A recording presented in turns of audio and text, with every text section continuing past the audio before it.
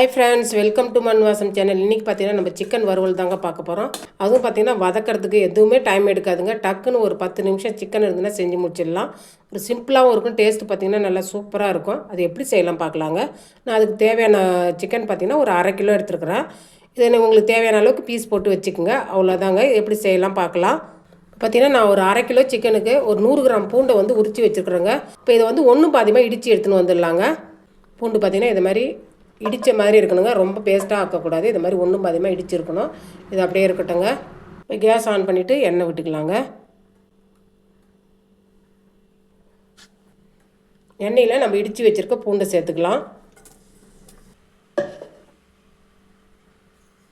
அது கூடவே பார்த்திங்கன்னா ஒரு 6லேருந்து 7 இது நீளமாக இருக்கிறதால ஒரு நான் 7 மிளகா சேர்த்துக்கிறேங்க. சின்ன மிளகா வந்து ஒரு 10 மிளகா சேர்த்துக்குங்க.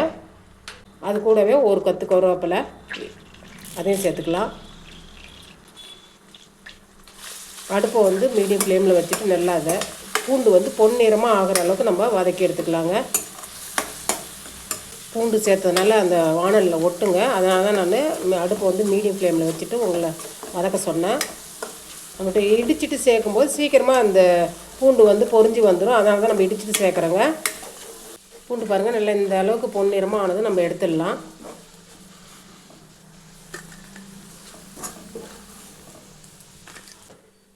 இப்போ இந்த எண்ணெயில் நம்ம வச்சுருக்கிற சிக்கனை வந்து போட்டுக்கலாங்க. சும்மா தண்ணி சேர்த்துக்கலாம். அதாவது ஒரு 50 ml தண்ணி சேர்த்தா போதும். இப்போ சிக்கனெல்லாம் வதக்கணுன்றதுலாம் கிடையாதுங்க. இஞ்சி பேஸ்ட்டு பார்த்திங்கன்னா ஒரு டேபிள் ஸ்பூன் அளவுக்கு சேர்த்துக்குங்க. நம்ம பூண்டு முன்னாடியே நம்ம சேர்க்கறதுனால இதில் பூண்டு சேர்த்து அரைக்க தேவையில்லைங்க. வெறும் இஞ்சி மட்டும் சேர்த்து அரைச்சா போதும்.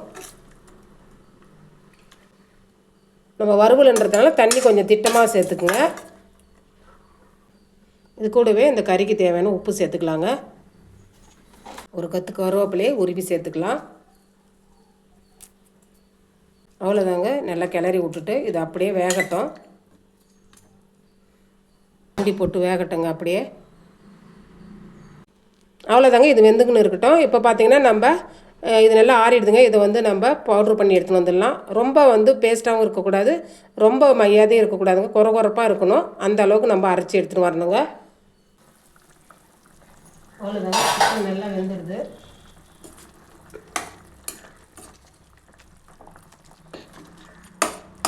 இப்போ நம்ம அரைச்சின்னு வந்த பேஸ்ட் இதில் சேர்த்துக்கலாங்க.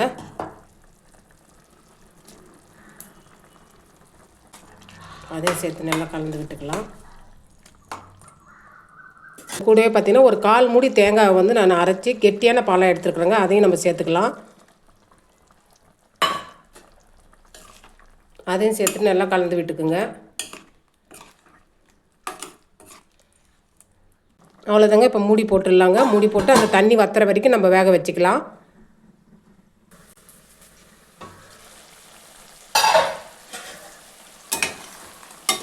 நம்ம எண்ணெய் கொஞ்சம் தாங்க சேர்த்தோம். பார்க்குறதுக்கு பாருங்கள் நிறைய எண்ணெய் சேர்த்த மாதிரியே இருக்குது. எந்த மசாலாவுமே போடல பாருங்கள். ஆனால் கிரேவி பார்த்திங்கன்னா நல்லா உங்களுக்கு திக்னஸாக கிடச்சிருக்குது பாருங்கள். மேலே வந்து மல்லித்தழையை தூவிக்கலாங்க.